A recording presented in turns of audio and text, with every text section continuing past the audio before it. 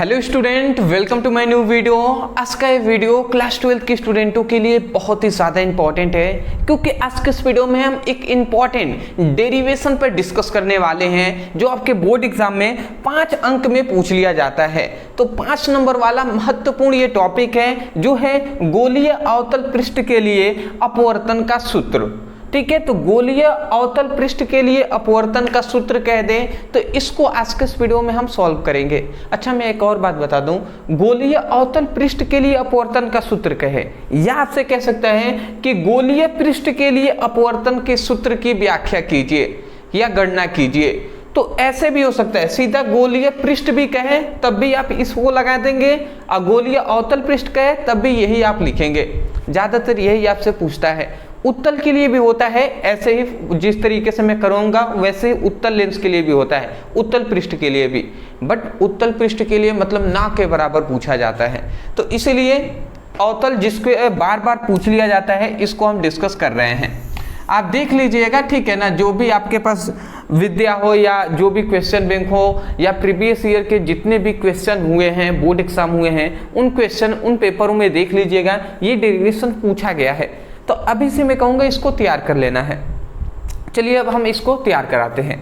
जिन विद्यार्थियों को डेरिवेशन से डर लगता है वो ध्यान से देखिएगा, उनको एक एक बात समझ में आएंगे। देखिए, सबसे पहले हम यहाँ पे एक ले लेते हैं। ठीक है जी, सबसे पहले एक हम यहाँ पे अवतल लेंस अवतल पृष्ठ ले लेते हैं। ठीक है जी, ये हमने एक अवतल पृष्ठ ले लिया और इसको हम क्या करते हैं,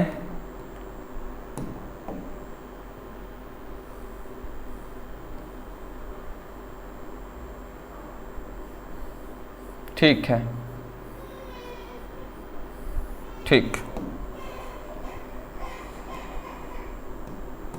हाँ जी, समझिएगा। ये एक अवतल हमने पृष्ठ ले लिया और इस अवतल पृष्ठ का आप यहाँ पे देखें तो ये एक अवतल पृष्ठ है। ठीक है ना, ये एक अवतल पृष्ठ है। अब आप कहेंगे सर ये पीछे ये क्या है, तो मैं आपको बता दूं, जैसे कांच का ही तो एक अवतल पृष्ठ होता है ना, तो ये कांच ही है। ये समझिए ग्लास का ये अंदर का हमने फिगर बना दिया है यहाँ पे, समझिएगा। जैसे ये ग्लास का एक अंदर का फिगर बना दिया गया है, मैं यहाँ पे लिख दे रहा हूँ ये ग्लास है।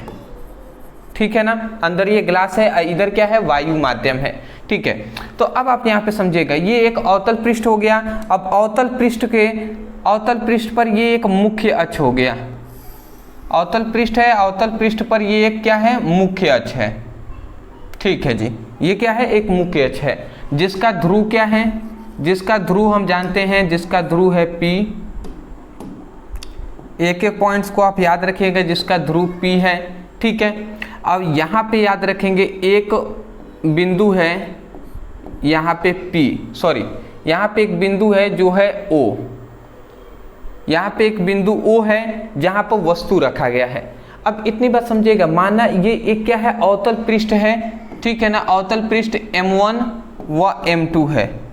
ठीक है, M1 व M2 है जिसका ध्रुव ये P है और यहाँ पे एक वस्तु रखा गया है। अब इस वस्तु से ध्यान से आप इस बातों को समझिएगा कि ये जो वस्तु है इससे प्रकाश किरणें इस प्रकार चलती हैं। ठीक है, जैसे इस प्रकार प्रकाश किरणें इस प्रकार चलती हैं इस पर, और जाकर इस अवतल जो पृष्ठ है, ये अवतल पृष्ठ है, इस पर टकराती हैं। तो जैसे ही इस पर टकराएंगी, ठीक है, तो आपको ये जानना है कि जैसे इस अवतल पृष्ठ पर टकराती हैं तो यहाँ पे एक अभिलंब हम खींच लेते हैं। जैसे ये टकराएंगी तो यहाँ पे एक अभिलंब होता है, ये अभिलंब हम इस तरीके से खींच लेते हैं। समझिएगा, जब ये प्रकाश किरणें हैं जैसे जाती हैं, ठीक है ना, जब प्रकाश किरणें किसी अवतल पृष्ठ से टकराती हैं तो यहाँ पे एक अभिलंब हम खींच लेते हैं। और हम जानते हैं कि कांच है तो ये सघन माध्यम है और इधर क्या है, विरल माध्यम है। तो मैं आपको बेसिक बता दूं, जब प्रकाश किरण विरल से सघन माध्यम की ओर जाती हैं तो अभिलंब की ओर झुक जाती हैं। अभिलंब की ओर क्या होती है, जो किरणें होती हैं वो अभिलंब की ओर झुक जाती हैं। तो ये इस प्रकार झुककर किरणें इस प्रकार चली जाती हैं, जबकि जाना तो ऐसे चाहिए था पर झुककर चली गई। ठीक है, तो ये बातें हो गया। अब समझिएगा, ये तो पहली प्रकाश किरणें थी, ये पहली प्रकाश किरण जिसके साथ ऐसी घटनाएं हुई हैं, ठीक है। ये पहली प्रकाश किरणें सीधी इस प्रकार जाती हैं, अपवर्तन के बाद इस तरीके से सीधे ये मतलब अभिलंब की ओर झुककर निकल जाती हैं। अब आता है दूसरी प्रकाश किरणें। तो जो दूसरा प्रकाश किरण होता है, जो दूसरा प्रकाश किरण होता है, अब आपको यहाँ पे समझना है, इस प्रकार सीधे चला जाता है। मतलब ये जो अभिलंब खींचे हैं ना, तो यहाँ पे एक बिंदु होता है, जहाँ पर हम अभिलंब खींचे हैं यहाँ पे एक बिंदु होता है जिसे हम वक्रता केंद्र कहते हैं, जो है C। तो द्वितीय जो प्रकाश किरणें होती हैं, द्वितीय प्रकाश किरणें इस वक्रता केंद्र से होकर जाती हैं और इस प्रकार जाकर ये सीधे निकल जाती हैं, क्योंकि रूल कहता है कि प्रकाश के अपवर्तन का रूल क्या है कि जब प्रकाश किरणें वक्रता केंद्र और ध्रुव से होकर जाती हैं तो वो अपवर्तन के पश्चात सीधे निकल जाती हैं।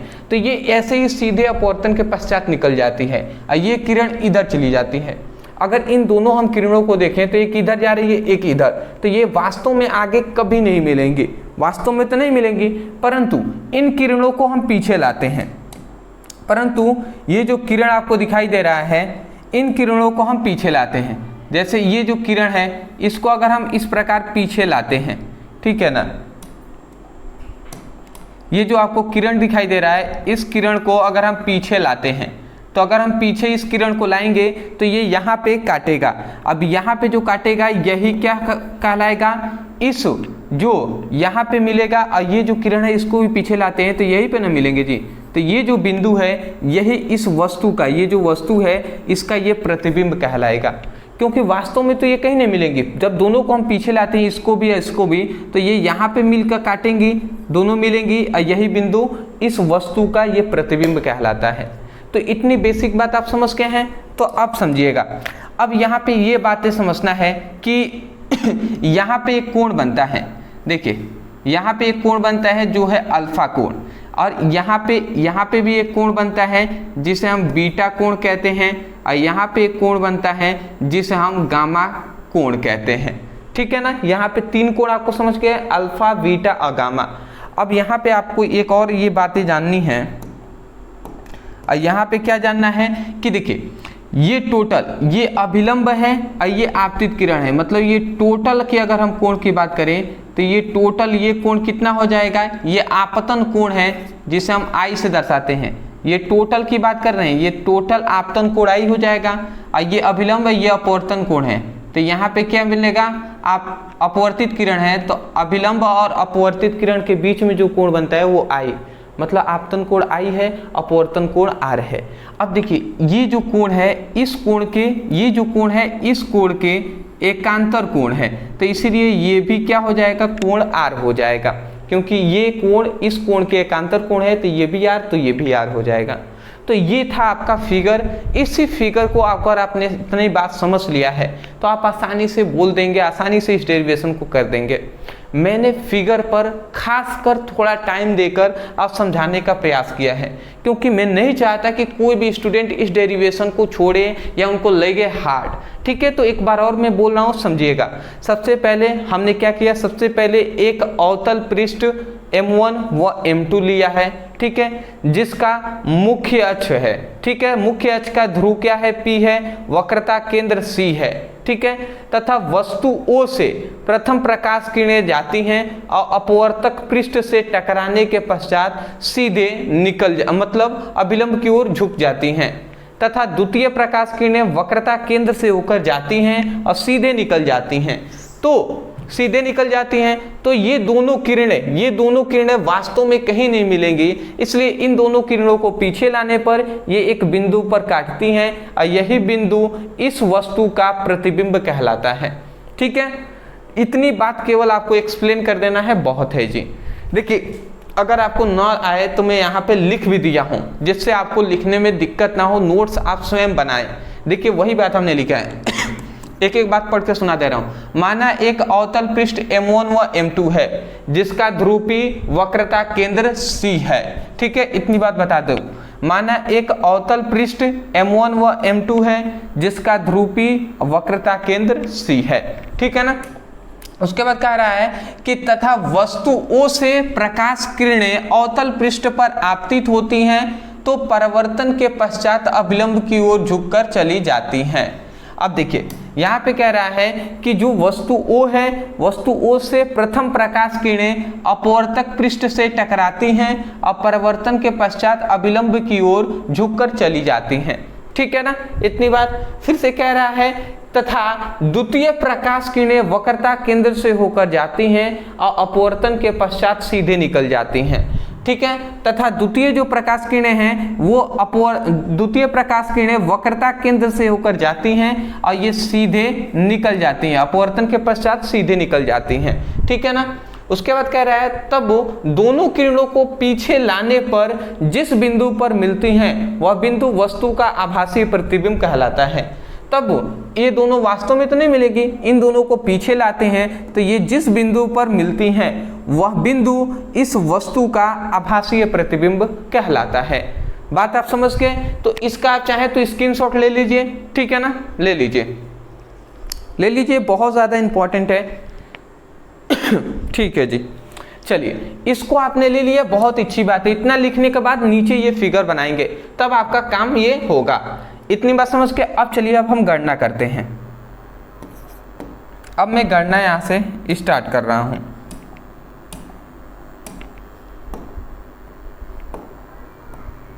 ठीक है, तो मैं यहाँ पे लिख रहा हूँ गणना।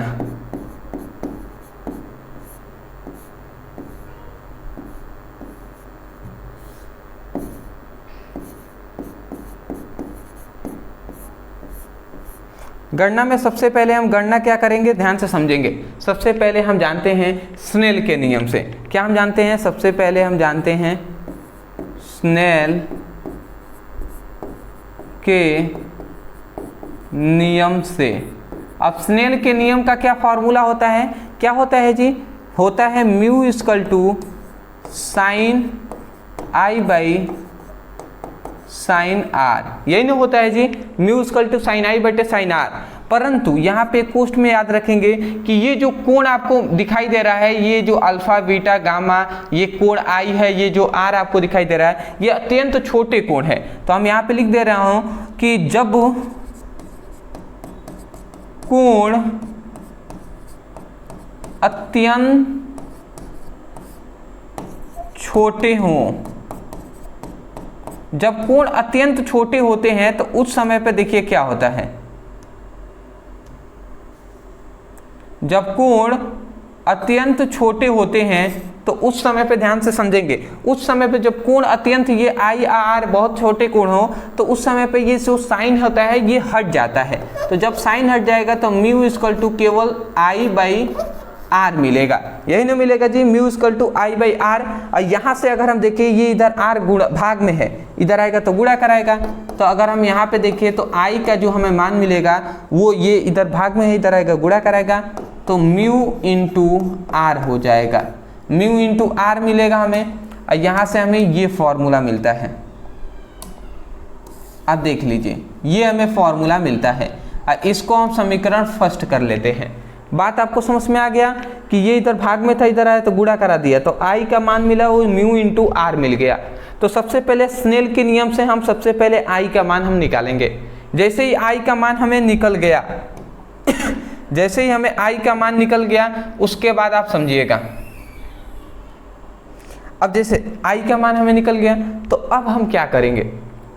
अब हम यहाँ पे ये करेंगे, अब यहाँ पे हम एक कोण देखेंगे। वो कोण क्या है समझिएगा, स्नेल का नियम से। अब हम समझिए,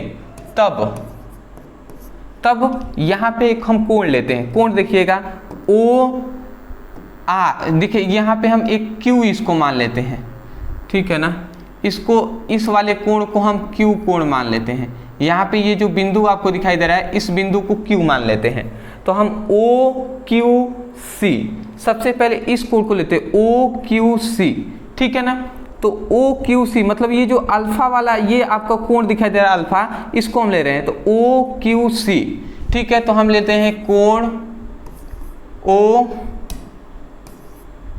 क्यू सी में, कोण ओ क्यू सी में, कोण ओ क्यू सी में देखेंगे तो तीन कोण आ रहा है। और वो तीन कोण कौन कौन से आ रहे हैं? ओ क्यू सी में एक कोण तो ये वाला आ रहा है, एक कोण आपका ये जो टोटल आई कोण है, आपतन कोण ये आ रहा है, और एक कोण सी के पास यहाँ पे कोण क्या है, ये अल्फा है। तो हम जानते हैं, देखिए ये बाह्य कोण है, इस त्रिभुज के अंदर का ये बाहर वाला कोण है ना, देख रहे हैं ये त्रिभुज है, तो ये दो कोण तो अंदर हैं, ये कोण और ये कोण इस त्रिभुज के अंदर है, और ये बाह्य कोण है, बाहरी कोण है। तो हम ये बात जानते हैं कि जो बाह्य कोण होता है वो दो दूरस्थ अंतःकोणों के योग के बराबर होता है। मतलब ये जो अल्फा है ना, बाह्य कोण है, ये इन दोनों कोणों के योग के बराबर होगा। तो उस समय पे हम क्या लिखेंगे, तो जो अल्फा है वो क्या हो जाएगा, वो आई प्लस गामा के बराबर हो जाएगा, आई प्लस गामा के बराबर हो जाएगा।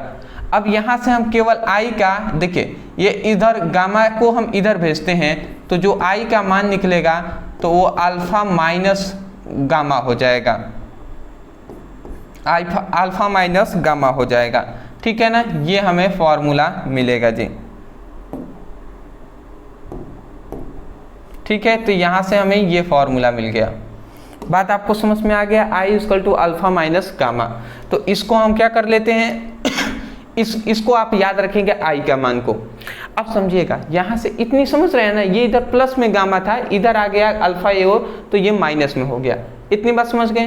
तो ये पहला हमने एक त्रिभुज के अनुसार लिया है, देख लीजिए, पहले देख लीजिए, समझ लीजिए, ओ क्यू सी लिया था।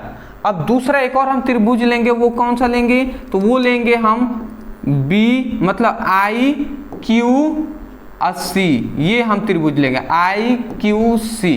तो आई क्यू सी में कौन कौन सा कोण दिखाई दे रहा है, तो आपको आई क्यू सी में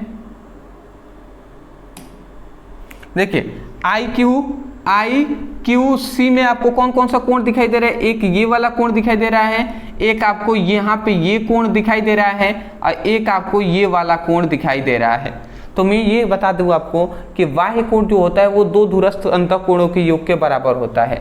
तो हम यहाँ पे त्रिभुज ले रहे हैं, तब त्रिभुज कौन सा ले रहे हैं, आई क्यू सी में त्रिभुज कोण क्या ले रहे हैं, मतलब त्रिभुज आई क्यू सी में, आई क्यू सी में हम क्या ले रहे हैं, जो अल्फा होगा वो बीटा और आर के बराबर होगा। बीटा जो अल्फा है ना, अल्फा है वो बीटा प्लस आर के बराबर होगा, बीटा कोण और प्लस आर कोण के बराबर होगा। अब देखिए यहाँ से अगर हम इस बीटा को इधर भेजते हैं तो जो आर का मान निकलेगा वो अल्फा माइनस क्या हो जाएगा, बीटा हो जाएगा, क्योंकि इधर तो प्लस में था, इधर आएगा तो माइनस में हो जाएगा। तो यहाँ से हमें आर का मान जो मिला ये मिल गया। तो ये इतनी बेसिक बात समझ रहे हैं ना, आई और आर का मान हमने निकाला है। क्या हमने निकाला, आई और आर का मान निकाला है। अब इस आई और आर के मान को हम इस समीकरण फर्स्ट में रखेंगे। देख रहे हैं यहाँ पे आई है और यहाँ पे आर है ना। तो आई की जगह पर ये मान पुटअप करेंगे और आर की जगह पर ये मान पुटअप करेंगे और देखते हैं क्या मिलता है जी। तो हम लिखेंगे क्या यहाँ पे, तो हम लिखेंगे समीकरण फर्स्ट से, समीकरण फर्स्ट से हम क्या लिखेंगे, आई की जगह पर क्या लिखेंगे, अल्फा माइनस गामा। तो यहाँ पे हम लिखेंगे अल्फा माइनस गामा। ठीक है, alpha minus gamma equal to, फिर से म्यू है तो म्यू हम लिख देंगे, और उसके बाद क्या है, आर की जगह पर क्या लिखेंगे, अल्फा माइनस बीटा। तो अल्फा माइनस बीटा हमने लिख दिया। इतनी बात हमने लिख दिया। अब देखिए ये अल्फा क्या है, अल्फा यहाँ पे देखेंगे तो ये वाला अल्फा है जी। ठीक है, तो ये एक अल्फा क्या है, कोण है। फिर से यहाँ पे ये जो y, आपको y नहीं, ये गामा है, वास्तव में ये गामा है। ठीक है ना, तो गामा यहाँ पे आपको दिखाई दे रहा है ये वाला कोण, तो ये आपका कोण ही है ना, गामा एक कोण ही है। ठीक है, फिर से यहाँ पे भी अल्फा है, बीटा है, सब कोण है। तो कोण बराबर हम एक बात जानते हैं कि कोण बराबर क्या होता है, कोण बराबर होता है चाप बटे त्रिज्या। कोण बराबर क्या होता है, चाप बटे त्रिज्या होती है। इतनी बेसिक बात जानते हैं। तो अब हम इस कोण का मान निकालेंगे। तो अल्फा का मान इसका मान हमें निकालना है। तो हम जानते हैं कोण बराबर चाप बटे त्रिज्या। तो अगर हम इस त्रिभुज, ये त्रिभुज अल्फा मतलब ये टोटल इसका त्रिभुज है। ठीक है, तो देखिए अल्फा का चाप क्या हो जाएगा, चाप ये हो जाएगा पी क्यू, ये चाप हो गया, और त्रिज्या क्या हो जाएगा, पी से लेकर सी तक। ठीक है, तो पी सी त्रिज्या हो जाएगा। तो अल्फा का मान अगर हम देखें यहाँ पे अगर हम यहाँ पे ध्यान से आप समझेंगे, देखिए अल्फा का अगर हम देखें तो हम लिख सकते हैं चाप क्या है, पी क्यू है और त्रिज्या क्या है, पी सी है। तो अल्फा का जगह पर p q by p c हो गया। ठीक है, अल्फा का मान निकल लिया। फिर से गामा, अब देखिए गामा माइनस हमने दे दिया, गामा का मान क्या है, तो गामा यहाँ पे है ना, तो देखिए गामा के लिए भी ये जो गामा दिखाई दे रहा है इसकी भी त्रिज्या चाप क्या हो जाएगी, चाप हो जाएगा पी क्यू, ये तो चाप हो गया। और त्रिज्या क्या होगा, यहाँ से लेकर यहाँ तक की दूरी, तो P से लेकर O तक मतलब पी ओ। ठीक है, तो हम लिख देंगे पहले चाप लिखेंगे पी क्यू। ठीक है, तो पी क्यू अब बटे क्या हो जाएगा, P से O, तो पी ओ लिख देंगे हम। ठीक है, इसकल टू हमने दे दिया। फिर से म्यू है तो म्यू हम लिख देते हैं यहाँ पे। अब फिर से अल्फा, अल्फा का मान हम जानते हैं, अल्फा का ही तो अभी मान हम निकाला ना, p q by p c, तो हम लिख दे रहे हैं P q by p c. ठीक है, माइनस दे दिया। बीटा का मान, अब देखिए बीटा यहाँ पे है, बीटा ये वाला है ना, यहाँ पे यही कोण है ना बीटा, तो हम क्या लिख सकते हैं, चाप इसकी क्या हो जाएगा, पी क्यू, ये तो चाप हो गया। और त्रिज्या क्या हो जाएगी, पी से लेकर आई तक मतलब पी आई, तो P q by P I लिख देंगे। ठीक है, तो P q by P q by P I. ठीक है, तो पी आई हमने लिख दिया। इतनी बात हमने कर दिया जी। अब बात यहाँ पे समझने वाली बात है, ऊपर देखें तो पी क्यू फिर से पी क्यू आ रहा है, दोनों पक्षों में पी क्यू को हम कॉमन कर लेते हैं। तो पी क्यू को कॉमन करेंगे तो यहाँ पे आ गया 1/पी और माइनस 1/पी ओ equal to mu, equal to क्या आ गया, इधर भी हम पी क्यू को कॉमन कर लेते हैं, P Q into mu equal to 1/पी सी अब माइनस 1/ क्या हो जाएगा, पी आई हो जाएगा। इतना हो गया जी। अब यहाँ पे समझने वाली बात क्या है, समझने वाली बात है इस पी क्यू से ये पी क्यू कैंसिल हो गया, कैंसिल हो गया, तो बचा क्या, यहाँ पे बचा 1/पी सी माइनस 1/ओ इक्वल टू ये म्यू है, ये इसमें भी गुणा कराएगा, म्यू 1 में गुणा कराएगा तो म्यू बाई पी सी हो जाएगा, और म्यू इसमें गुणा कराएगा तो म्यू बाई पी आई हो जाएगा। इतना हमने लिख दिया जी। अब बात को यहाँ पे समझने वाली है पी सी क्या है, तो यहाँ से देखेंगे पी से सी, पी सी यही ना है जी, पी सी। ठीक है, तो अब हम दूरी का मान अब यहाँ पे रखते हैं। अच्छा, ये वक्रता क्या है, वक्रता केंद्र है, और ये क्या है, ध्रुव है। तो हम इतनी बात जानते हैं, ध्रुव से वक्रता केंद्र, ठीक है ना, ये बात आप याद रखेंगे कि ध्रुव से लेकर वक्रता केंद्र के बीच की जो दूरी होती है वो वक्रता त्रिज्या होती है। और जब भी हम इधर दूरी मापते हैं बाएं तरफ, तो हम इसको क्या लेते हैं, माइनस लेते हैं, तो माइनस आर हमने लिख लिया वक्रता त्रिज्या। उसके बाद यहाँ से देखेंगे ध्रुव से लेकर ये क्या है, प्रतिबिंब है, तो ध्रुव से लेकर प्रतिबिंब तक की दूरी, अब यहाँ तक की दूरी लिख रहे हैं, मतलब P से लेकर I तक की दूरी क्या है, तो प्रतिबिंब को तो V से दर्शाते हैं बट माइनस लेंगे। ठीक है, अब माइनस क्यों हम ले रहे हैं, क्योंकि प्रतिबिंब को जब इधर हम माप रहे हैं तो वो माइनस में लेंगे। और देखिए ये वाला क्या है, वस्तु है, ठीक है ना, तो ध्रुव से वस्तु तक की दूरी को, वस्तु को तो हम U से दर्शाते हैं, तो U हमने लिख दिया, और वस्तु को भी हम माइनस लेते हैं, वस्तु की दूरी को हमेशा माइनस ही लेते हैं, तो माइनस ले लिया। इतनी बात समझ के, तो देखिए हम यहाँ पे लिख भी सकते हैं, देखिए पी सी की दूरी क्या है, माइनस आर है, तो हम यहाँ पे लिख देंगे 1/- आर माइनस, अब 1/P है, पी ओ है, तो P से लेकर O, P से लेकर O यहाँ तक की ये बीच की दूरी पूछ रहा है, तो माइनस U है, तो हम क्या लिख देंगे 1/-U इस प्रकार लिख दिया जी। अगला देखिए ये म्यू है, तो म्यू लिख दिया। अब पी सी, तो P से लेकर C तक की दूरी क्या है, माइनस आर है, तो माइनस आर हमने लिख दिया, फिर से माइनस, अब म्यू बाई पी आई, तो P से लेकर I तक की, P से I तक की बीच की दूरी क्या है, माइनस भी है, तो माइनस भी हमने यहाँ पे लिख दिया। ठीक है जी, समझ गए होंगे। अब बात समझने वाली यहाँ पे क्या है, 1/- देखिए ये माइनस आर नीचे लिखे या ऊपर माइनस को लिख दे, मतलब यहाँ पे बीच में -1/r हो गया, माइनस माइनस +1/u हो गया। अब समझिएगा ये माइनस नीचे लिखे या बीच में लिख दें, ठीक है तो बीच में लिख देते हैं, दोनों बात एक ही है, तो μ/r हो गया। अब माइनस माइनस प्लस हो गए तो μ/v हो जाएंगे, μ/v है ये, ठीक है ना, कंफ्यूजन नहीं होनी चाहिए, भी है। तो इतनी बात समझ गए। अब बात को समझिएगा, आपका लगभग हल हो ही गया है। अब आपको ये समझना है कि ये टोटल, ये जो वैल्यू आपको दिखाई दे रहा है, ये इधर माइनस में दिखाई दे रहा है ना, इसको हम इधर भेजते हैं। तो जब इस वाले ये जो आपको वैल्यू दिखाई दे रहा है, इस वैल्यू को हम इधर भेजेंगे, इसको इधर, ऐसा करते हैं तो देखिए क्या होता है। पहले हम इसको इधर भेजते हैं, तो इधर माइनस में इधर आएगा तो प्लस हो जाएगा, तो क्या हो जाएगा μ/r हो जाएगा, μ/r हो गया, इधर माइनस था इधर आ गया तो प्लस हो गया बराबर के। अब फिर से इधर क्या बचा, -1/r, तो हम लिख देंगे -1/r, ये लिख दिया। अब समझिएगा ये इधर पहले इधर क्या है, μ/v है ही, μ/v तो है ही पहले से, और ये इधर देखिए प्लस में 1/u है, इधर जाएगा तो माइनस में 1/u हो जाएगा ना। तो इतना हमने लिख दिया जी। तो ये जो आपको यहाँ पे मिला, मैं स्पष्ट कर दूं कि ये जो आपको यहाँ पे मिला है, ठीक है ना, मैं इसको थोड़ा सा जस्ट अ सेकेंड आप सभी को,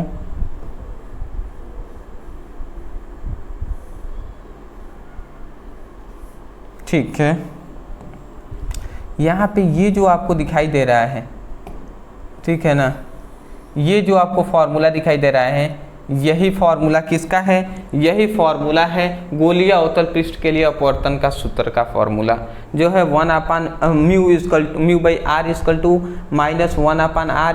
μ/v -μ/u। तो ये है जी। तो यहाँ तक आपको प्रूफ कर देना है, मैं यहाँ पे लिख दे रहा हूँ नीचे प्रूव्ड, ठीक है, इतनी बात आप समझ गए। अब देखिए इसको चाहें तो हम किस प्रकार लिख सकते हैं एक और इसको हम लिख सकते हैं, देखिए ये क्या हमने लिखा है, μ/r -1/r इक्वल टू, ठीक है, μ/r -1/r equal to μ/v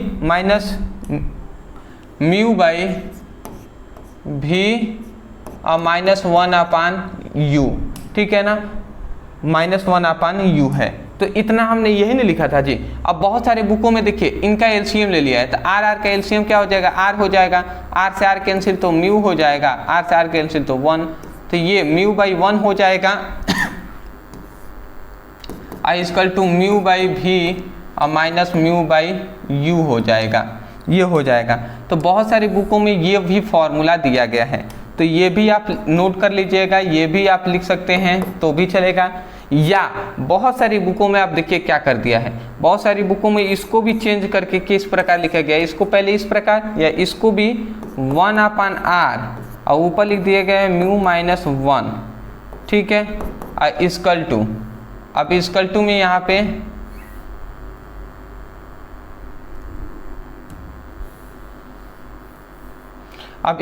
यहाँ पे μ/v -μ/u। तो इस प्रकार ये भी आपको बहुत सारे बुकों में फॉर्मूला मिल जाएगा।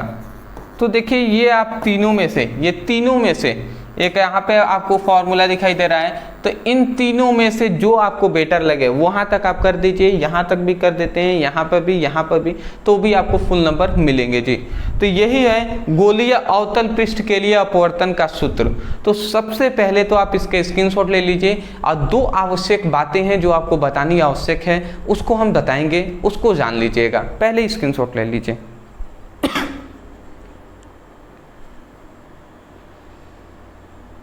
ठीक है जी, चलिए बहुत ही अच्छी बात है कि आपने स्क्रीनशॉट ले लिया होगा। अब देखिए सबसे पहली बात, ये जो डेरिवेशन है मैं आपको बता दूं, अगर न एक बार में समझ में आए, मैं आशा करता हूं आपको समझ में आ गए होंगे, बट न समझ में आए एक बार और रिपीट करके देख लीजिएगा। मैंने बहुत ही आराम से आपको समझाया है, आशा करता हूं कि आपको आसानी से समझ में आ जाएंगे। दूसरी बात मैं ये कहूँगा कि सबसे खास बात कि आपको हम बता दें, चैप्टर वाइज आपको फिजिक्स और केमिस्ट्री का चैप्टर वाइज सभी इंपॉर्टेंट क्वेश्चन आंसर का नोट्स हम प्रोवाइड कर रहे हैं।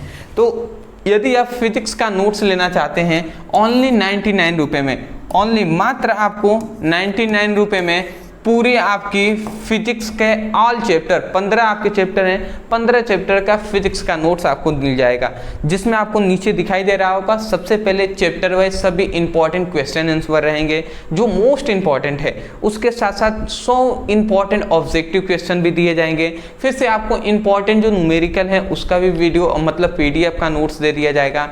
तो ये 15 चैप्टर हैं, उन सभी का आपको नोट्स ओनली 99 रुपये में दिया जा रहा है। तो यदि आप लेना चाहें नीचे दिए गए व्हाट्सएप नंबर पर मैसेज करके आप ले सकते हैं, ठीक है ना। मैं कहूँगा हर विद्यार्थियों को इस नोट्स को जरूर ले लीजिएगा, ठीक है ना। यदि आप फिजिक्स और केमिस्ट्री दोनों को एक साथ लेते हैं तो आपको ओनली 149 रुपये में दोनों मिल जाएंगे। तो जैसा आपको बेटर लगे ऐसे आप ले सकते हैं। एक साथ लेंगे तो आपको 50 रुपये के आपको ही बेनिफिट होगा, और दोनों मतलब अलग अलग लेंगे तो 99 है ही, ये बात आप जानते हैं। तो मैं आशा करता हूँ समझ के होंगे। अदरवाइज चैनल पर नहीं होंगे तो चैनल को सब्सक्राइब कर लीजिएगा। डिस्क्रिप्शन बॉक्स में WhatsApp group, Telegram group, Insta का लिंक है, वहाँ पर फॉलो कर लीजिएगा। तो मिलते एक नए टॉपिक के साथ एक नए वीडियो में। Thank you so much for watching this video. Thank you.